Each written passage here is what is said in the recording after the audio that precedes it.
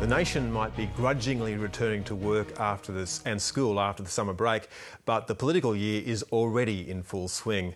And the next 12 months look set to be just as bitterly fought as the last. Opposition leader Tony Abbott laid down some of his markers for 2012 at the National Press Club in Canberra today, renewing his pledge to make big spending cuts. But he couldn't name a date for aspirational income tax cuts. Political editor Heather Ewart reports. Ladies and gentlemen, welcome to the National Press Club for today's National Australia Bank address. It was billed as Tony Abbott's first big speech of the year. His plan for a stronger economy and a stronger Australia to set the tone for the 12 months ahead. We are a great team. We have a great cause and we have a great nation that we need to help. His wide-ranging address to the National Press Club promised smaller government and plenty of savings, but little detail. Finding savings is a big task. I don't underestimate it, but we're up for it and we'll release all our costings in good time before the next election. And there was plenty of the rhetoric that's become so familiar. I mean, really and truly, this government is almost a poster child for ineptitude and failure of process. And if our economic position is strong, and relatively speaking it still is, it owes everything to the reforms of its predecessors and nothing to the spending spree of the current government. It was kind of vintage Abbott in a way, very polished, very well presented, very convincing, but really nothing that we haven't heard before. It had some good pieces in it. It had some positives, it had some negatives, had some good points and some not so good points. As Julia Gillard and her government remain firmly under the spotlight, the federal opposition doesn't always get the same close scrutiny.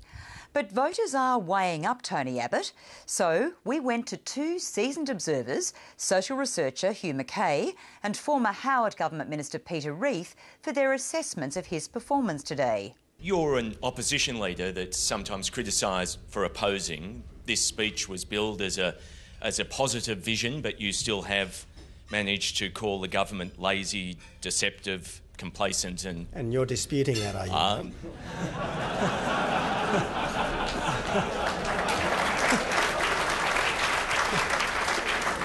Do you see the need for some sort of political reinvention, some sort of Tony 2.0, or do you see this year as, looking at the polls, more of the same? What I want to do today is to encourage people to believe that it doesn't have to be this bad, that if they change the government, they won't just be changing from one bunch of squalid fixes to another, but they'll be changing to a government which is competent, which is adult, which is principled, which is inspired. Is that a danger, being too negative, being seen to be too negative? Look, no one could say that he was too negative today. I mean, for heaven's sakes, he has a responsibility. I mean, it's more than just a political tactic. He has a responsibility, you know, to point out the problems on the other side. And actually, I thought he was incredibly restrained.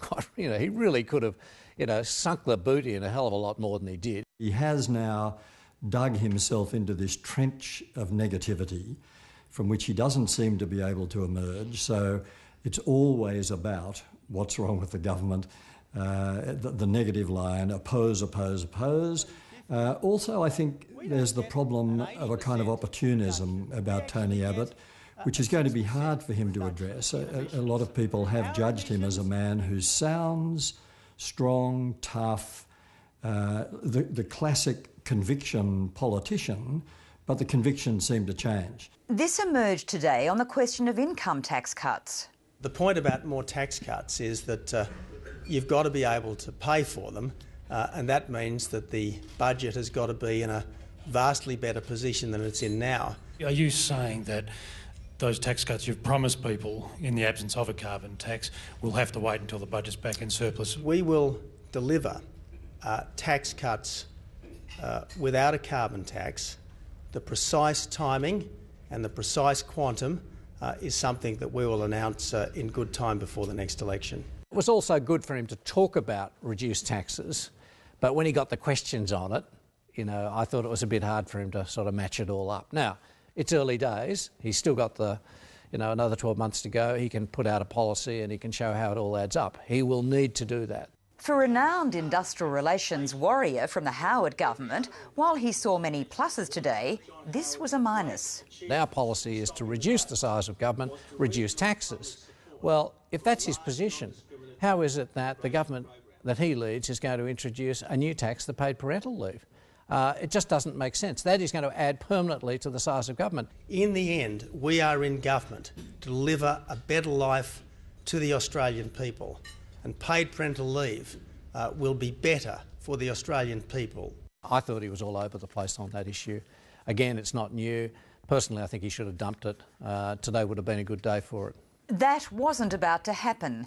And on a day when the latest opinion poll showed the Gillard government flatlining, Tony Abbott was keen to stay on message, confident his strategy is working. But is it?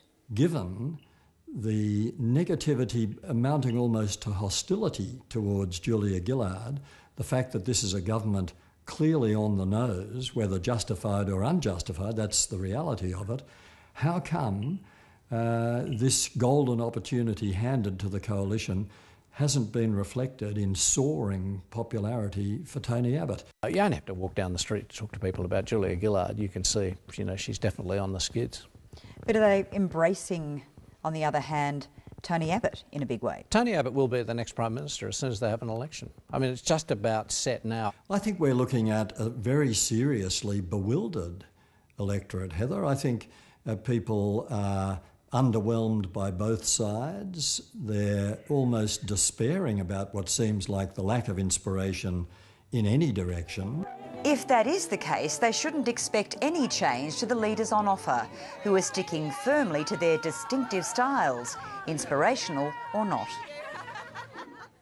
Heather Ewart with that report.